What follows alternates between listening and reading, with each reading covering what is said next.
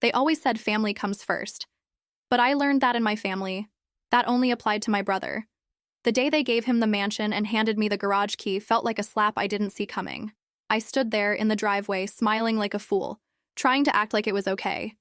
Like I wasn't just exiled with a smile and a pat on the back. Mom held out the key like it was some kind of consolation prize.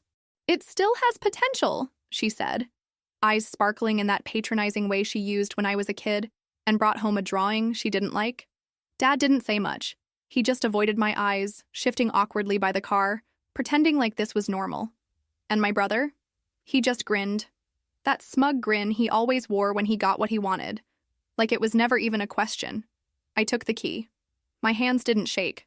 My face didn't twitch. I just nodded, mumbled something about thank you, and walked down the path like I wasn't breaking inside. The garage wasn't attached to the house. It was a few feet away near the back fence, detached, just like I was.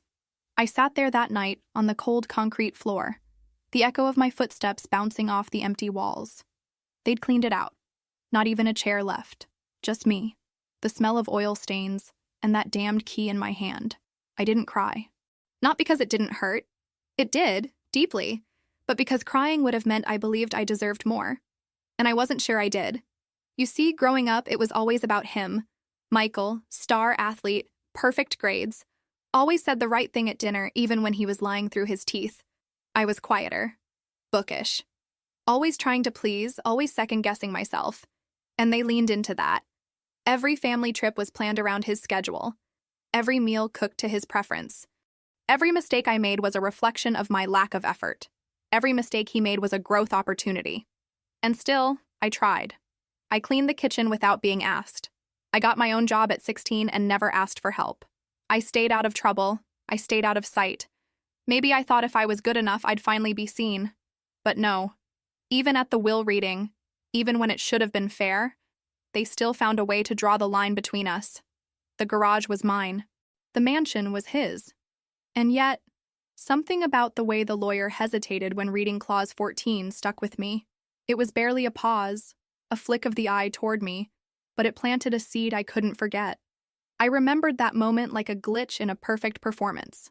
That night, I slept on a pile of old moving blankets I found stuffed in the corner cabinet. My breath came out in clouds. I stared at the cracked ceiling and thought, this is it. This is all they ever thought I deserved. But a small voice, one I hadn't heard in years, whispered back, no, this is just the beginning. The next morning, I walked back to the lawyer's office. I didn't call.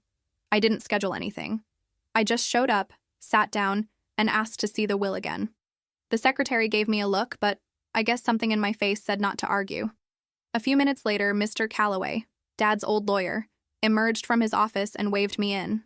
He was an older man, thin with watery eyes and liver-spotted hands. He seemed surprised to see me. "You have questions," he said plainly as he sat down. "Yes," I said. "Clause 14. You paused. Why?" He tapped his pen against the desk. "Because your father was careful. That clause is sealed unless you contest the inheritance formally. You didn't, so it remains inactive." "What does it say?" He leaned back. "It's not that simple." "I want to contest," I said, my voice steady. He studied me for a moment. "You understand what that means, don't you?" "I do now." And I did. For the first time in a long while, I wasn't just accepting the scraps thrown my way. I was going to dig deeper. I was going to find the truth, whatever it was. And if Clause 14 was my key, a real key this time, then I was going to turn the lock. The next days moved slowly, like wading through molasses. I didn't tell anyone what I was doing. Not Michael, not my mother, not even my best friend, Clara. I wasn't ready for their reactions. I needed this to be mine. Just mine. Calloway filed the paperwork, and the wheels began to turn. There was something terrifying about officially challenging the will. It felt like setting fire to whatever brittle bridge I still had with my parents' memory. But maybe that bridge had already burned a long time ago, and I was only now smelling the smoke. While we waited, I moved into the garage full-time. I cleaned it, scrubbed the floor, bought a used air mattress, and even hung a string of lights across the ceiling beams. I told myself it was temporary, that soon I'd find a real apartment. But there was something poetic about starting here, in the place they left me, in the space they thought I belonged. And slowly, I began to remember who I really was. I dug out my old notebooks. Pages of business plans and design ideas I'd once hidden away in drawers, convinced they weren't good enough. I'd always had ideas. A creative streak they never encouraged. Michael was the star. I was the shadow. But here, alone in this concrete box, my thoughts were louder. I began sketching again, mapping out concepts, researching at night by candlelight when the power flickered. There was an urgency now, like something deep inside me had finally been unchained. 2 weeks later, Calloway called me in. "It's time," he said. I returned to his office, my palms sweating. He handed me a sealed envelope. "Clause 14, he said, was written 5 months before your father passed. It was an addendum. He never told anyone about it, not even your mother. But legally, it holds." I opened the letter with trembling fingers. The paper inside was yellowed and creased, handwritten in my father's rigid block script.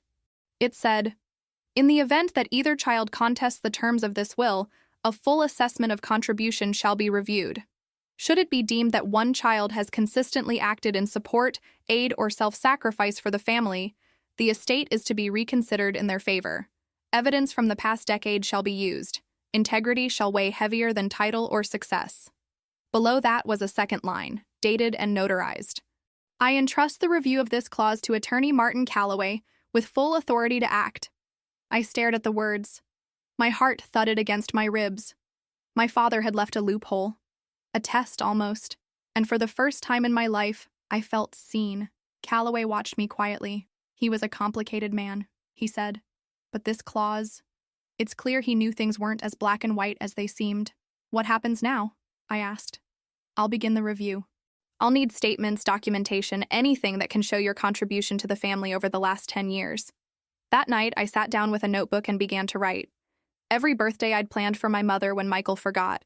Every hospital trip I made with Dad after his surgery when no one else showed up. Every late-night phone call, every favor, every silent sacrifice. I wrote until my hand cramped and tears stained the page. I went to the storage unit where my father kept old boxes. I searched through files, calendars, receipts. I found my name scribbled in margins, old to-do lists with tasks I had done. It wasn't loud or glamorous. It was quiet proof, unpaid labor, emotional labor. I submitted everything. And then I waited. Michael didn't find out at first. I kept my head down, avoiding him at the estate when I could. But one morning, he showed up at the garage. I heard his car before I saw him. Always the loud engine, always the statement. He knocked on the side door. "You contested?" he asked. "No hello." I stood my ground. "Yes." He laughed. "You're joking." I said nothing.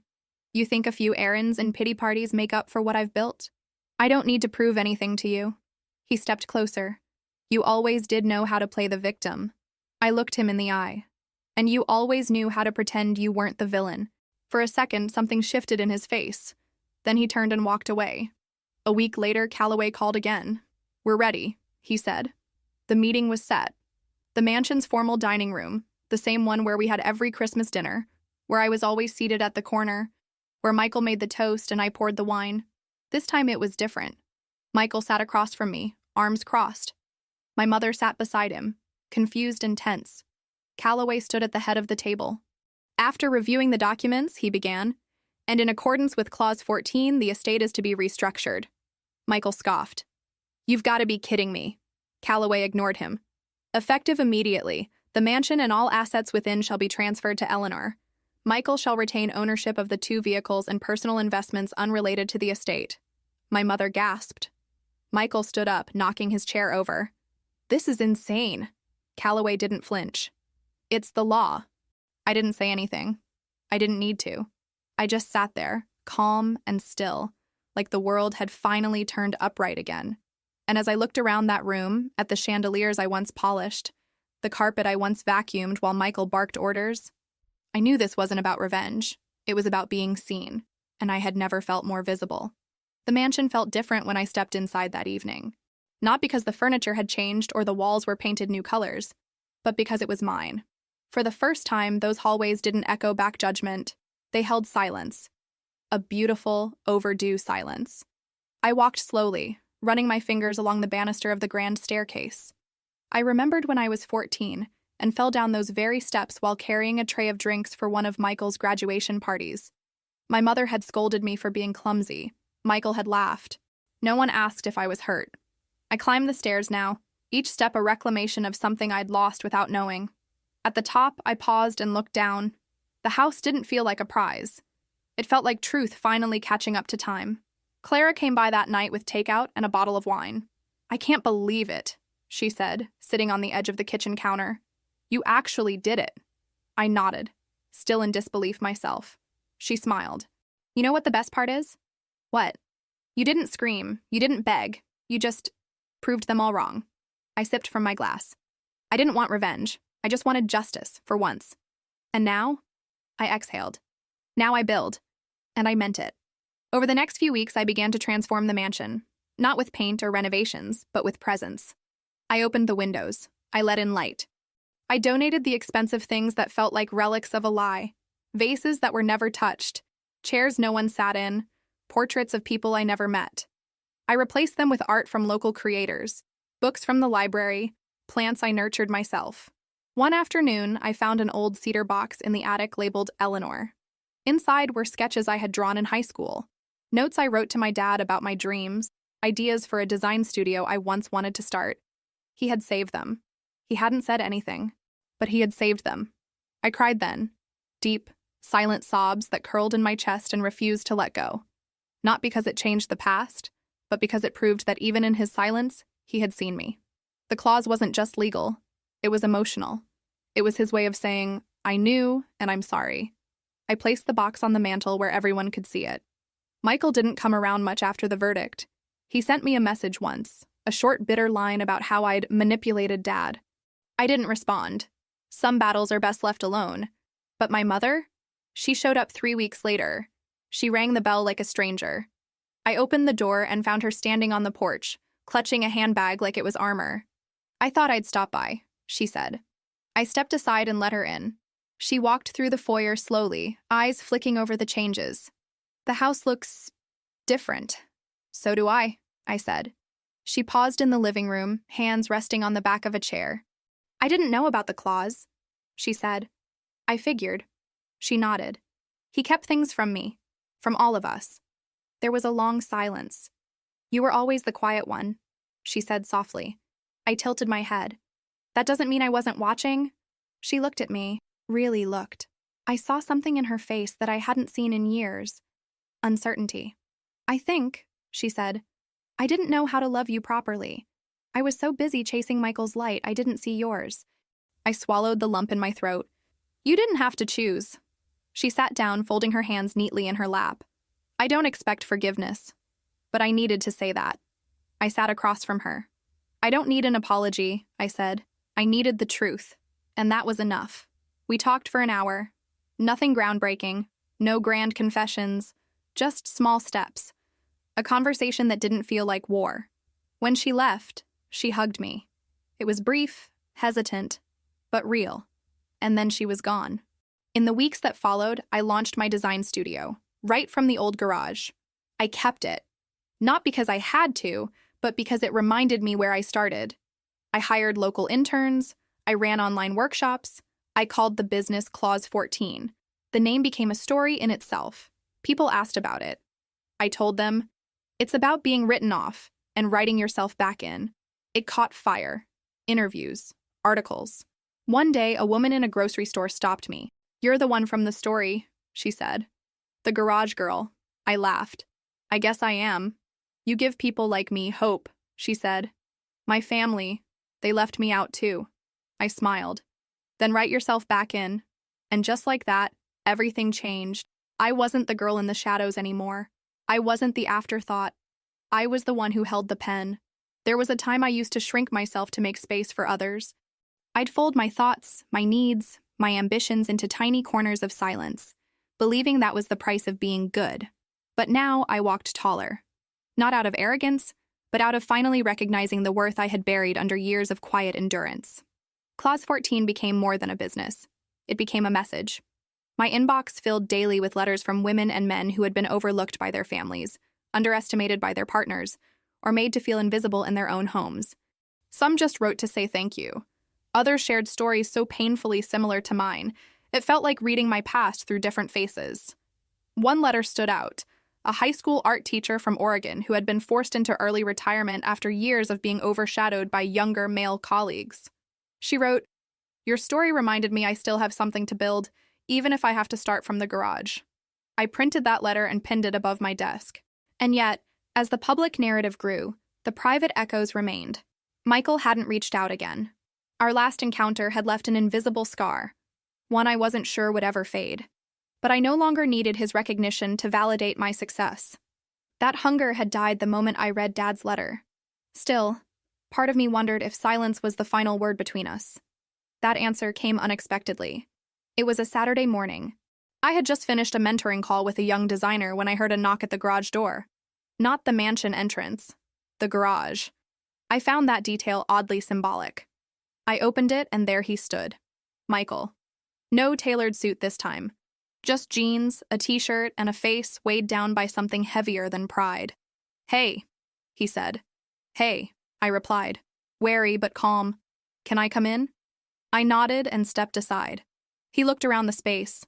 The lights, the bookshelves, the blueprints spread across my drafting table.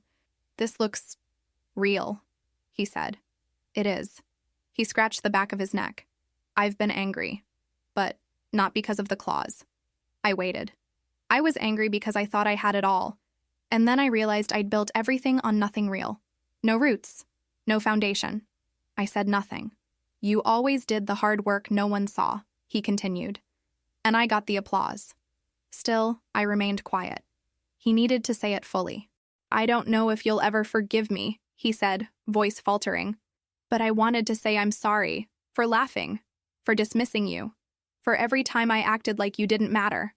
I looked at him, truly looked, and for the first time, I saw my brother as someone broken too.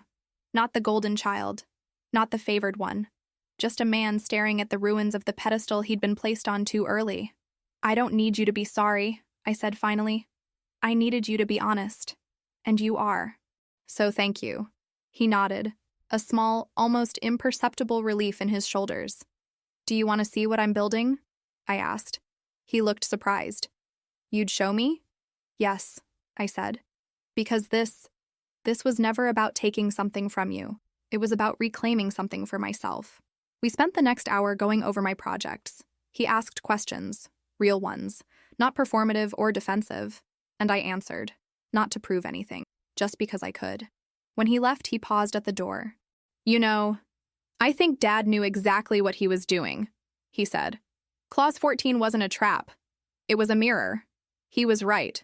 Dad hadn't given me the mansion because I deserved pity. He had given me a clause that demanded proof, reflection, and courage.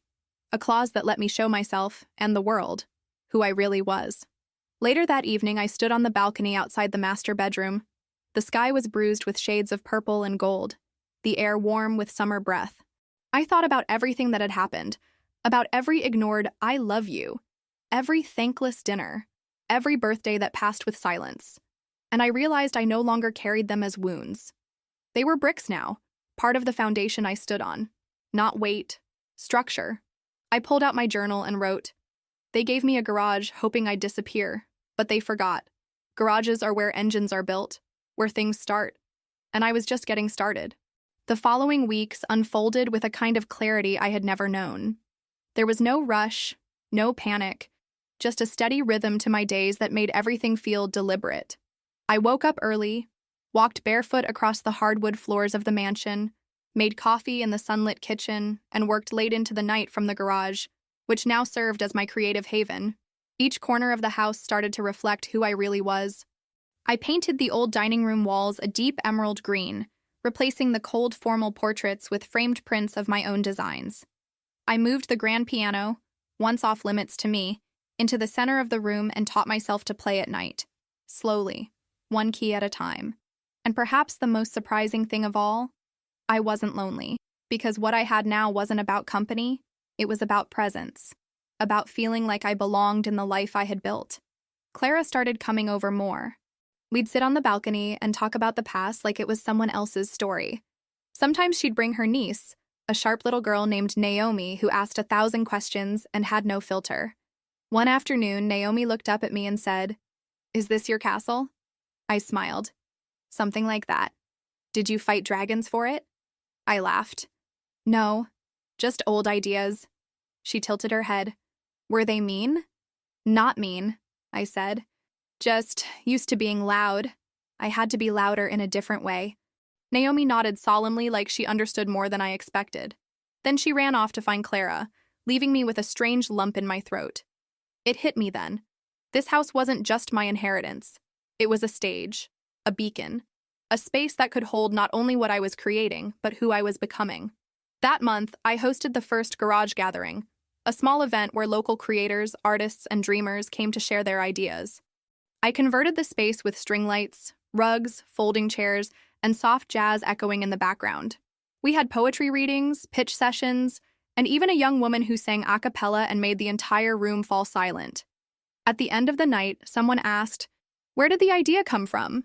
I looked around the room and said, "It came from being told I wasn't enough, and realizing I didn't need anyone to agree before I became something more." That answer stuck. People quoted it. It ended up in a blog, then a podcast. Then the invitations started. First, it was a panel in the city on Silent Strength, the Power of Quiet Leadership. Then an article in a women's entrepreneurial magazine. Eventually, a keynote invitation at a leadership summit for creatives who had been overlooked. I remember standing behind the curtain, waiting to go on stage. The room was filled with people, strangers, but not unfamiliar. People who, in one way or another, had been dismissed, sidelined, or handed a key to a garage, while someone else got the mansion. And I began the talk the only way that felt true. When my father died, he gave my brother the mansion. He gave me the garage. But what neither of them realized was that garages are where things begin, where engines are built, where sparks happen. They gave me the place where revolutions start. The crowd went quiet. Then they stood. The applause wasn't thunderous. It was deep, rooted, the kind that moves through the skin and into your ribs. That night, as I drove home, I passed by the old diner where I used to meet my dad when he worked late. I pulled over, went inside, sat at the same booth, ordered the same coffee. And I remembered. He used to write on napkins when he didn't have paper. Little equations, quotes, ideas. I asked the waitress if I could check under the booth. She laughed, but let me. There, stuck to the underside, was a faded napkin sealed with old tape. My heart raced as I peeled it off. It said, "One day the quiet one will roar. When she does, listen." Dad had written that.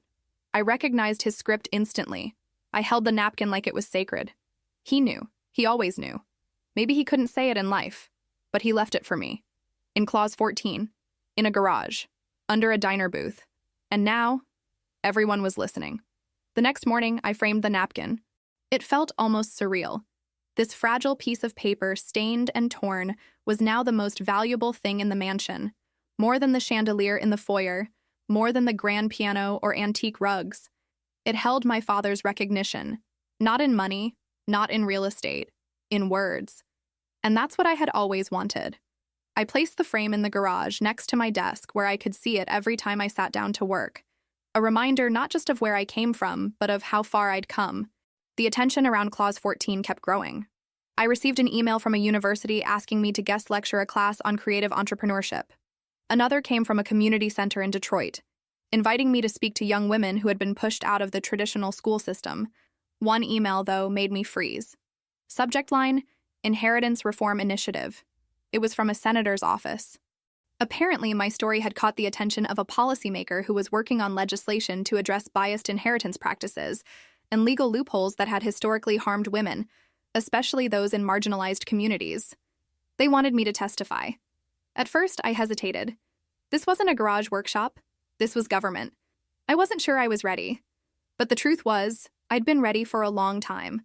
I just hadn't been invited yet. And now I was. So I said yes. The hearing was held in a stately room lined with marble and portraits of men I had never learned about in school. As I sat at the table with a microphone in front of me, I remembered being told as a girl to speak softly, to not interrupt, to let others finish, to wait my turn. That day, I took my turn. I spoke for 7 minutes. I told them about the mansion, the garage, the clause. But I also told them about the dinners where I was invisible, the awards my brother got credit for, the quiet erasure that happens over time, not because people hate you, but because they never bothered to see you in the first place. And then I said, you can't legislate love, but you can legislate fairness. And fairness matters, even when the inheritance is a garage instead of a house. When I finished, there was silence, then applause. After the hearing, a woman in a navy blue suit approached me. She was older, in her 60s maybe, with silver hair pulled into a bun and a fire in her eyes. I was you once, she said, but I never spoke up. Thank you for doing what I couldn't. We hugged. It wasn't planned. It just happened. That night, I sat alone in the garage and looked around. The lights were dim, soft jazz hummed from a speaker, and the napkin on the wall caught the glow of the desk lamp. I whispered aloud, Dad, I hope you're proud. The next day, I received a package in the mail. No return address. Inside was a leather-bound journal. On the first page, written in neat cursive, were the words, Your roar changed everything. There was no name, no signature. But somehow I knew it was from Mom. I hadn't heard from her since our last conversation weeks ago. She'd disappeared again, the way she always did after emotion got too real. But this time, she left something behind. A page. A bridge. Later that week, she called. I saw the hearing, she said quietly. Oh, you were powerful. Thank you. There was a pause. I've been going through your father's things. I found letters he wrote, notes he made. He was watching. He just didn't know how to tell you. My eyes welled up. I know. I think I didn't know how to tell you either. Another silence. But this one wasn't heavy. It was gentle. A pause filled with breath, not tension. Come visit sometime, I said.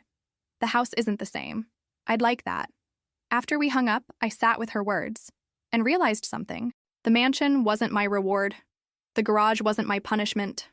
They were both part of a journey I had to take. One above ground, the other underground. One built in public, the other in secret. But now, they were both mine. Unified. Whole. Like me. It was late autumn when the letter from the publishing house arrived.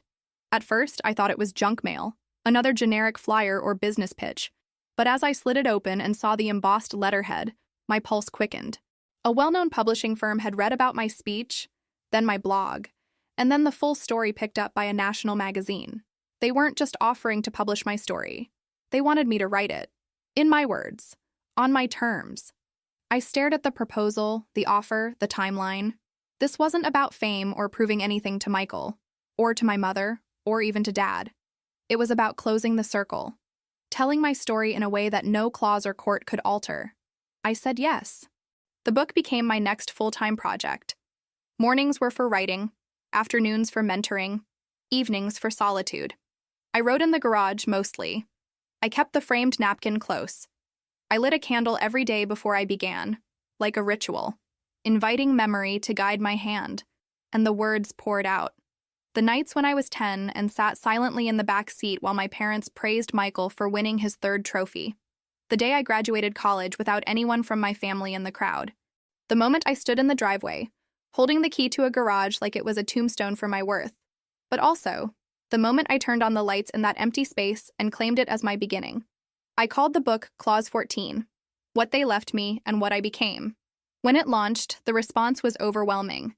Emails, book clubs, interviews. People came forward with their own Clause 14s. Not legal documents, but silent sentences left behind by life. The words people lived under. You're not enough. You're not the favorite. You'll never make it. One woman from Montana wrote, I read your book in my car, in the parking lot of the house my siblings sold without telling me. I wept. And then I went home and applied to graduate school.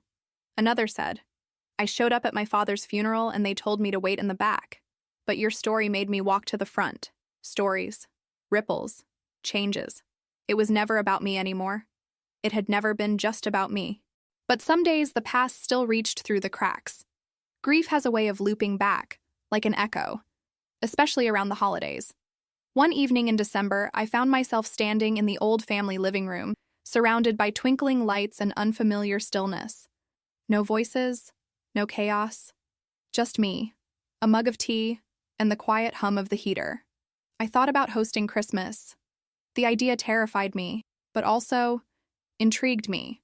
I sent an email to my mother. Simple, clear, Christmas dinner. Here, you're invited. She responded 2 days later. I'll bring the cranberry sauce. And on December 24th, she arrived. We didn't dress formally. No china plates or silver cutlery, just warmth, laughter, realness. We sat at the same table where I once felt invisible. Now, it felt new. During dessert, I brought out a small, wrapped box and handed it to her. She opened it slowly, unwrapping the layers until she found the framed napkin. She stared at it. Her lips parted. Where did you— It was under our old booth, I said. She touched the frame like it might shatter. I didn't know He saw me, I said softly, even when no one else did. Her eyes glistened. I see you now.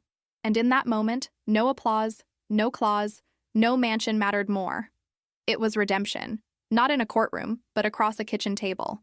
Later that night, as the house quieted and the snow began to fall softly outside, I walked to the garage one more time. I turned on the string lights, sat at the desk, opened my journal, and wrote, I was given a garage, but I built a legacy. Then I closed the book, blew out the candle, and stood in the warm, glowing silence of a place once meant to contain me, now the very room that had set me free. A few weeks into the new year, I received an invitation that felt too surreal to be real. It came in a sleek white envelope, gold embossed, addressed in elegant script. Inside was a letter from the National Women's Leadership Forum. They were hosting an annual gala in New York City, honoring voices that had sparked national conversations about justice, equity, and personal transformation. They wanted me to give the closing speech. I sat at the kitchen counter, the letter trembling slightly in my hands. Clara happened to call at that exact moment. You sound like you just saw a ghost, she said. I got invited to speak at a gala. Like a fancy one? The kind where they wear floor-length gowns and raise millions of dollars. Wait, are you going? I think I have to. You have to, and I'm coming to help pick your dress. That's non-negotiable. We laughed, and I allowed myself, for the first time, to feel proud. Not quietly, not in secret. Proud out loud.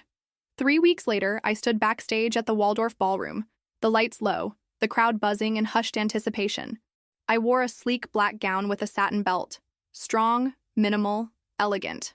Clara sat near the front row. My mother, too, surprisingly. And just as the program was about to begin, I caught a glimpse of Michael entering discreetly through the side door. I exhaled. Not because I needed his approval, but because a story doesn't feel complete until every thread finds its place. When the announcer called my name, I walked onto the stage. No shaking, no doubt. Just presence. I stood at the podium, let the quiet settle, and began. When I was handed a garage instead of a home, I thought I was being told I didn't belong, that I hadn't earned love, that I had failed to be chosen. But what I didn't understand then was that the garage wasn't a dismissal. It was a door, one I would walk through and rebuild everything from. I looked into the crowd. Hundreds of faces, many with tears, many nodding, many holding their own hidden claws 14s. We spend so much time waiting to be invited to the table, not realizing we can build our own. Applause. Not thunderous this time, gentle, steady, like rain falling on the roof of something sacred. Afterward, people lined up to speak to me, hug me, thank me. One woman pressed a note into my hand and said, "You just gave words to my whole life." When I got back to the hotel that night, I opened the note. It simply read, "The mansion was never the prize. You were." And that hit me harder than anything else. Because it was true. The walls, the inheritance, the title, none of that had given me value. I had always carried it inside me, waiting for the right storm to uncover it. When I returned home, I decided to start something new. A fund, named after the clause that had changed everything, the Clause 14 Foundation. Its mission, to provide seed grants and mentorship to individuals who had been overlooked. Artists, entrepreneurs, students, anyone who had been handed the garage and told to be grateful for it. Applications flooded in within weeks. Stories poured from every corner of the country. A girl in Arizona who wanted to start a coding camp for girls. A single dad in Ohio trying to launch a food truck. A formerly incarcerated mother who had learned carpentry and wanted to teach other women. These weren't just stories. They were revolutions waiting for a match. And now I had matches to give. One afternoon, while reviewing applications, I found one with a familiar name, Naomi, Clara's niece. She was applying for a junior mentor program, wanting to help run workshops for kids who didn't feel seen. Her essay ended with one sentence. Aunt Eleanor taught me that even the quiet ones are made of thunder. I cried. Not because I was sad, but because I had become the very person I needed when I was her age. And nothing, not even a mansion, could measure up to that. Spring came early that year. The magnolias bloomed weeks ahead of schedule, covering the mansion's front lawn with soft pink petals that looked like scattered confetti from a celebration the earth had thrown in secret. I often sat on the porch with a mug of coffee, watching the neighborhood change. People stopped more often now. Neighbors I barely knew before waved. Some asked about the workshops. Others dropped off donations for the foundation. The mansion no longer felt like a fortress.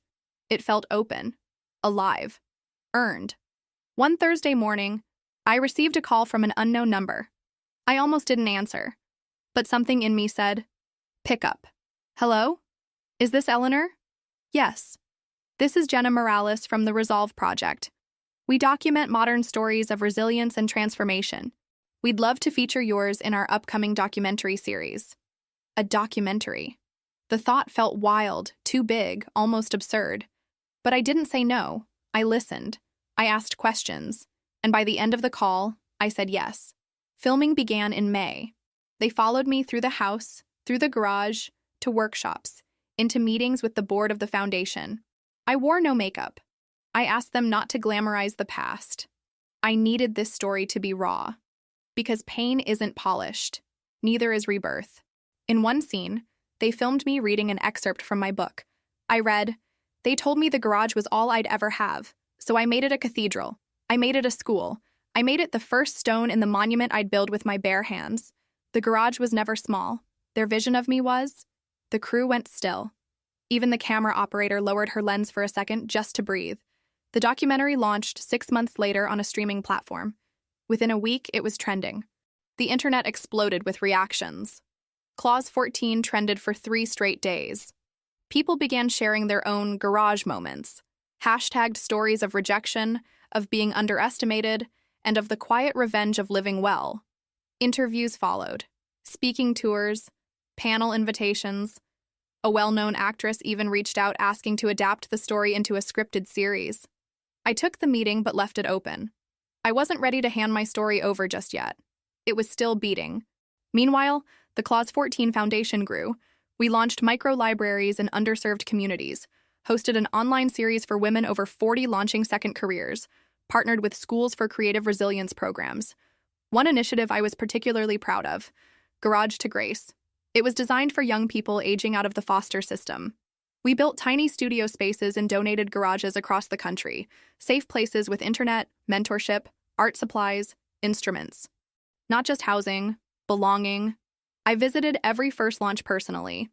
At one in a small Texas town, I met a girl named Tasha, 17, brilliant, hardened, quick with her words. She said, "They told me to dream small. Then your story played on the classroom projector. I haven't stopped sketching since." She handed me a drawing she'd made of the garage, my garage, but transformed.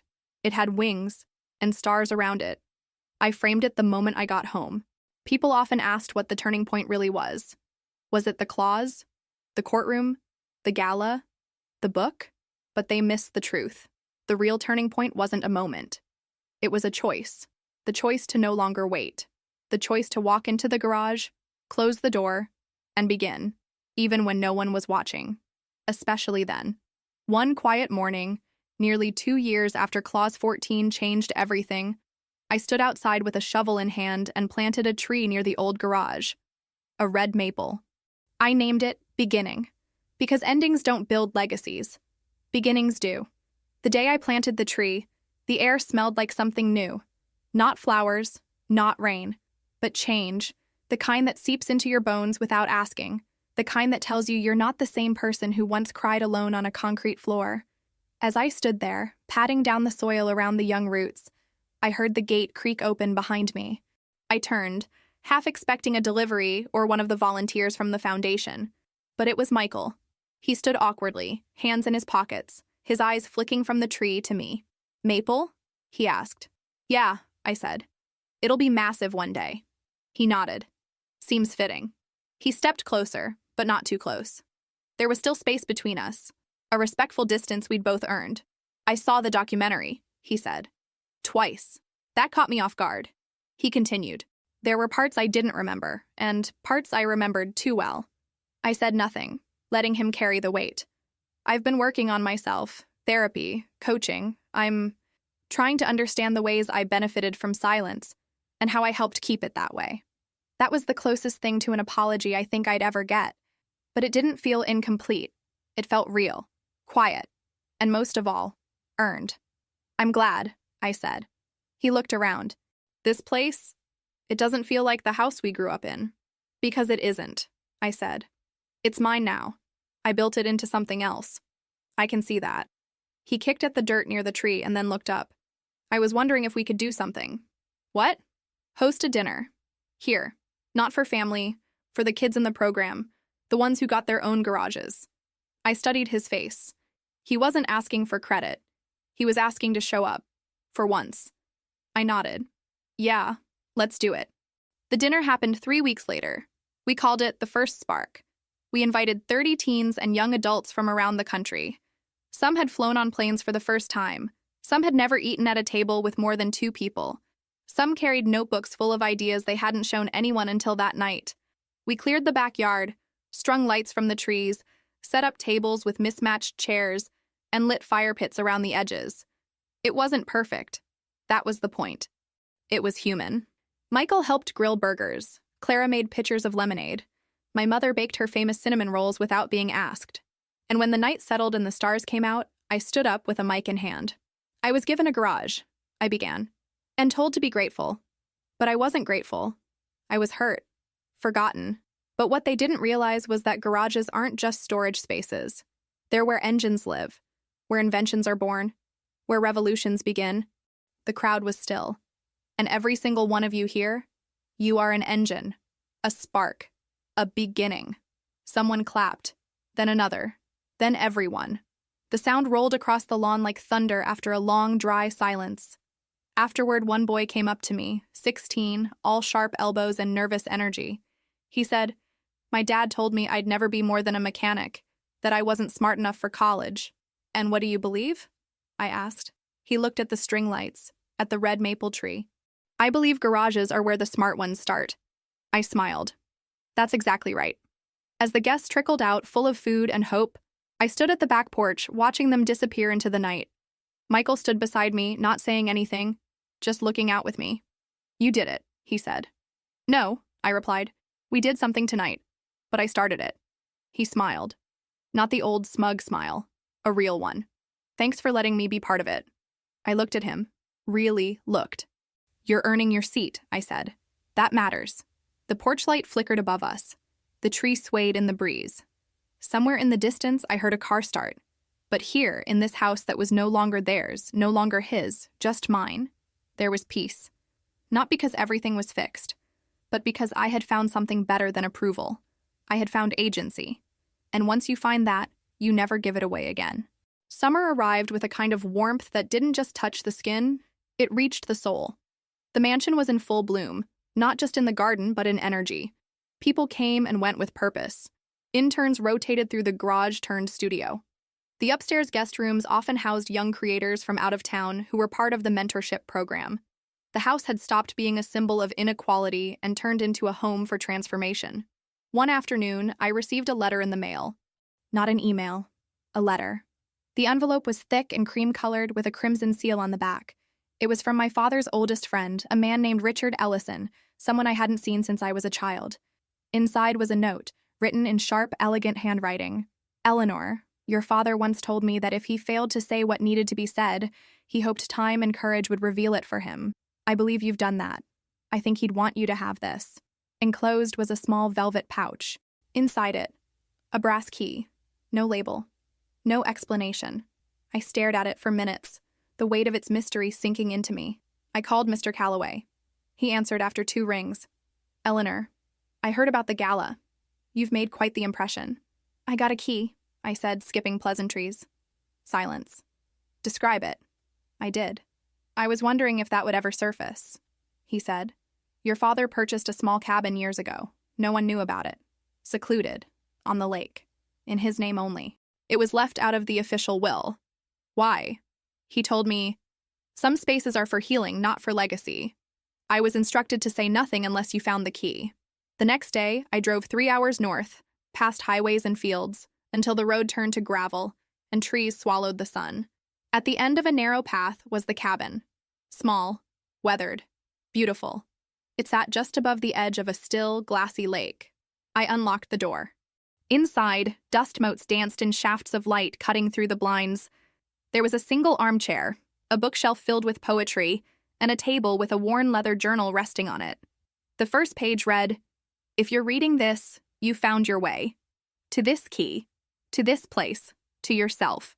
It was my father's handwriting, and it broke me. Not into pain, but into something deeper, a confirmation that even if he couldn't give me the words when I was a child, he had left me a map. Over the next few days, I stayed in the cabin. No phone, no visitors. Just me, the water, the quiet, and my father's thoughts. His journal was filled with regrets, with notes about me, about how he had struggled to balance what was expected of him as a man in his era, and what he felt about the imbalance between me and Michael. "I didn't know how to raise a daughter who didn't need to be saved," he wrote. "So I avoided the reality that she didn't need to be saved, just believed." I read every word. Then I cried. I cried for all the years I doubted myself, for every dinner table conversation where I stayed silent, for every small moment when I handed over the mic. And then I stopped crying, because I wasn't that girl anymore. When I returned to the mansion, I brought the journal with me, and I placed it next to the napkin. Together, they told a full story, one of silence and one of emergence. Michael came by that weekend. He saw the journal. He asked if he could read it. I nodded. He spent an hour in the living room, quietly flipping pages. When he stood, he looked at me with something I couldn't place. Respect, grief, understanding. "Dad loved you," he said, in his own broken way. "I know." Michael held up the journal. "This changes a lot." "No," I said. "It just confirms what I already rebuilt." We sat outside as the sun dipped below the roofline, and for the first time, we didn't speak as siblings with history between us. We spoke as adults with growth between us, the kind of growth that doesn't need to be loud to be real. Just steady, just honest, just enough. The following weeks felt like a quiet sunrise, gradual, glowing, undeniable. Not dramatic, not cinematic, just honest. Clara called one morning and said, "I don't recognize you anymore." I paused. "In a good way?" She laughed. "In the best way. You walk different now, like you own your breath." It struck me as one of the most beautiful things anyone had ever said to me. And she was right. I no longer apologized when I spoke. I no longer shrank to make room. I no longer asked permission to dream. The Clause 14 Foundation had just secured funding for its third major initiative, a national summit for first-generation creatives, entrepreneurs, and thinkers. The event would be hosted in a rotating series of cities each year. The first one, fittingly, would be held in the same town where I had once been handed the garage, and I would open it with the keynote. In preparation, I returned to the cabin. I needed stillness before the noise. I lit a fire, opened my father's journal again, and let the words soak in. Not the pain this time, the patterns, the way generational silence moves like a fog, slow, dense, invisible, until you're gasping for air. He had been a man of his time, of his limitations. But through the pages, I saw him reaching, even if clumsily, to break the cycle.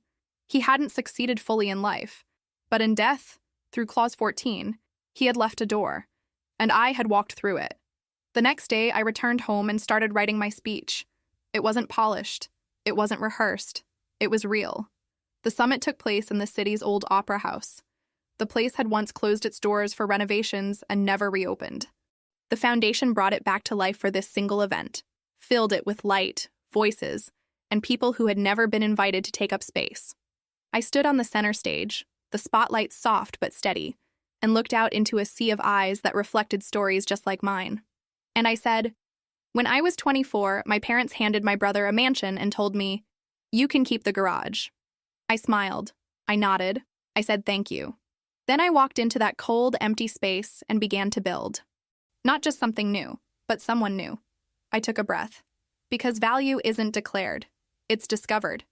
And when no one sees you, sometimes that's exactly when you begin to see yourself. Applause swelled like a tide. I continued. My life didn't begin in the courtroom or the mansion. It began in the garage. On the night I sat on the concrete and whispered to myself, "You're allowed to want more." That was the real inheritance. I paused again. Let it land. So, if you're here tonight with nothing but a flicker in your chest and a name that no one knows, good. That means you're dangerous. That means you're beginning. When I walked off stage, people didn't rush to take photos. They stood still, hands over hearts, tears quietly falling. They weren't clapping for a performance. They were feeling a remembering. That night, as I returned home and stood once again on the back porch of the mansion, I stared at the red maple tree, taller now, fuller. I whispered, "We did good." And I swear, for a second, the wind answered, from the rustling leaves, from the stars, from something deep inside me that no longer questioned if I was enough, because now I knew. I wasn't just enough. I was the clause, the key, the turning point. Autumn returned like a familiar friend. Brisk air, golden leaves, the scent of firewood curling through the neighborhood. The red maple outside the garage had doubled in height. Every time I passed it, I reached out and touched its bark like it was a promise I had made to myself. Inside, the mansion was quiet, but never empty. The walls, once cold and hollow, now carried the quiet hum of intention. Books lined every hallway. Music drifted softly from old speakers. Light poured in without asking permission. Michael came by on Sundays sometimes. He never stayed long, never came with demands or apologies. Just stories. Updates on the nonprofit he had started, his own way of turning silence into something useful. He called it Brothers Reach, and I helped him build his first website. We didn't talk about the past much anymore, not because it didn't matter, but because we had finally reached a place where it no longer defined us.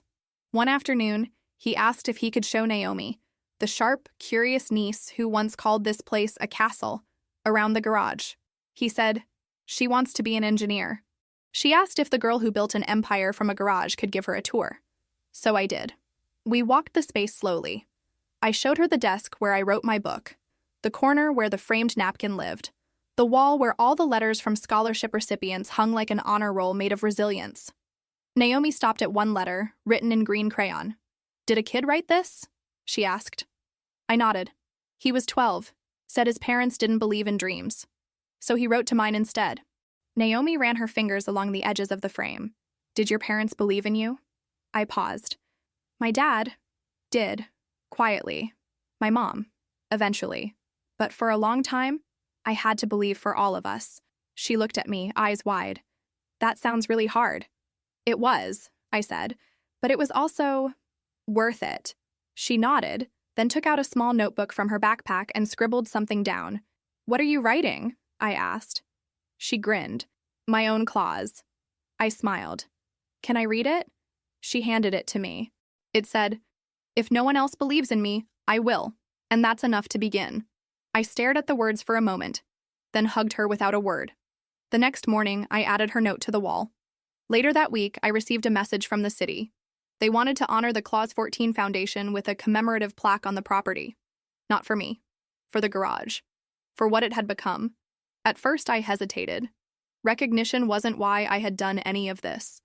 But then I thought of all the people who had walked through that door unsure of their worth and walked out knowing they were a revolution in progress. I said yes. On the day of the ceremony, the mayor spoke. Clara spoke. Michael spoke. Even my mother stood before the crowd and read a brief statement that ended with, "I once gave my daughter a key to a garage, thinking it was an ending. She turned it into a beginning." Then they unveiled the plaque. It read, "Here stood a garage. Here rose a woman. Here began a movement."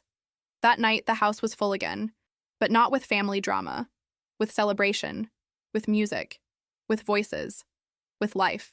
I stood on the porch under a string of lights, watching the red maple sway gently in the night breeze. Clara joined me. "Do you ever think about what would have happened if Clause 14 didn't exist?" she asked. I didn't hesitate. "I still would have risen," I said. "It just might have taken longer. But eventually, the truth always finds the door." Clara smiled. "You were always the door, Elle. They just didn't see it." I looked out over the lawn, at the garage now glowing like a lantern in the dark. "They do now. and the wind whispered through the branches, carrying the sound of a future that would never again be small. The night after the plaque ceremony, I couldn't sleep. Not because I was restless, but because something inside me was finally settling into stillness. The kind that comes after years of pushing against locked doors, only to realize the key had been in your own hand all along. I walked through the house barefoot, each room lit softly by floor lamps, or the quiet moonlight that spilled through the tall windows. The mansion no longer intimidated me. It didn't feel like something I had to live up to. It felt like something that had risen to meet me. I passed the mirror in the hallway, the same one where, as a teenager, I used to avoid my own reflection. Now, I stopped. I looked. And I smiled. Not because I had won, but because I had survived. I had transformed. And more than anything, I had forgiven. Not to excuse what had happened, but to release myself from it. Forgiveness, I had learned, wasn't always about others. Sometimes it was just about choosing to stop carrying someone else's failure like your own shame. I walked out to the garage one last time that night, opened the door slowly. It smelled like cedar, lavender, and ambition. The framed napkin, the journal, the letters, the sketches from the kids. And in the corner, my old air mattress, rolled up neatly in a plastic container. I had kept it. Not as a reminder of the pain, but as a symbol of the moment I decided my story would no longer be written by anyone else. I sat at the desk and opened a fresh notebook. No title. Just a blank page. I wrote, "Sometimes the people who leave you in the dark don't realize they've handed you a match." I paused, then added, "And sometimes they do, because they knew that spark was the only thing big enough to burn down everything that tried to keep you small." I closed the notebook and exhaled. I was done writing this story. It was whole. It was full. It was mine. And the next morning, the mansion was quiet again, but not lonely. Clara was gone. Michael was back in his city, and the team had taken a break before the next round of programs launched. I walked out to the red maple tree with a small shovel and a new box. Inside the box, the original garage key, the napkin, copied and laminated, the last letter my dad ever wrote to me from the cabin journal, and a note of my own. To the one who finds this, whatever they told you that you weren't, they were wrong. I buried the box beneath the maple, not for legacy, but for truth. Because someone, someday, will stand under that tree and wonder how it got so tall, so wide, so resilient. And if they dig deep enough, they'll know. It started with a girl in a garage, a clause in a will, and a heart that refused to be quiet. The final chapter didn't come with fireworks. It came with silence. A kind of golden silence that only exists when something has truly come full circle, when the pain has rippled out its last echo, and the future stretches in front of you like an open road with no detours. It had been 2 years since Clause 14 changed everything. 2 years since I stood in that lawyer's office, holding a legal document like it was a lifeline. 2 years since I slept on a cold floor, wondering if my life would ever feel like mine. Now I woke up in a house that breathed with warmth, with purpose, with my name, not just on the deed but written into the walls. The Clause 14 Foundation had just opened its 5th Garage to Grace campus. We had partnerships with schools, libraries, and even a few corporate sponsors who once wouldn't have given me 5 minutes of their time. Now they asked to be part of something real. Michael's nonprofit had expanded too. He invited me to speak at his fundraiser, and when I stepped on stage, he introduced me not as his sister, but as the reason he found his voice. Mom was there that night. She wore the necklace I had given her the Christmas after the plaque ceremony. A delicate gold key. It matched mine. She cried during my speech, not out of guilt, out of pride. The kind she once reserved for Michael. Now, she gave it freely. To both of us. But none of that, not the awards, not the stages, not even the public redemption, mattered as much as one thing. Peace. One quiet morning, I sat at the kitchen table with my journal. The house was still. A cup of tea warmed my hands. I looked around and realized I had no more to prove, so I wrote a letter. Not to my father, not to Michael, not even to myself. To her, the girl in the garage, the one who sat in the dark and dared to believe she could want more. The one who took a key meant to confine her and used it to unlock her own future. The one who started everything. This is what I wrote. You were never invisible. You were becoming. Every quiet act of kindness. Every tear you swallowed, every time you got up when no one was watching. That was the story. That was the foundation. They gave you a garage. You gave yourself the world. I folded the letter and placed it in the back of my notebook. Later that day, I took a walk down the street. People waved. A few smiled like they knew me, not as the girl who'd been cut out of a will, but as the woman who had created something far bigger than anything she was given. I passed by a neighbor's yard where a little girl was building something with sticks and stones, making a small house in the grass. She looked up at me and said, "Want to see my castle?" I smiled. "I'd love to." She pointed. "This is the bedroom, and this is the garage. That's where the queen works." I knelt down and whispered, "Sounds like the most important part." She beamed, then went back to building. And I stood there, the sun warm on my face, the wind carrying the scent of maple leaves, and thought, yes, this was the ending, but also the perfect beginning. And if you've stayed with me until now, maybe it's because a part of you recognizes something familiar. Maybe you too have been told to accept less, to stay quiet, to not expect much.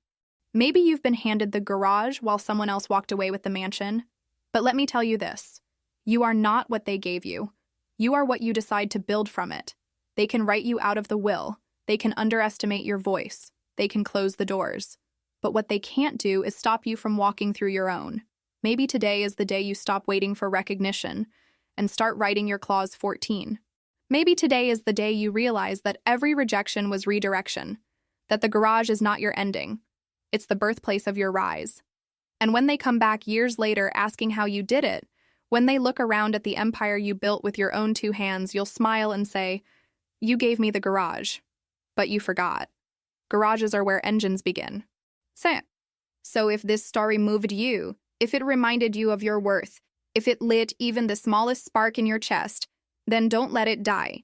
Curta o vídeo, compartilhe com alguém que precisa lembrar do próprio valor e se inscreva no canal para mais histórias que fazem o coração lembrar da própria força. Because sometimes the world needs to hear what happens when the quiet one finally roars.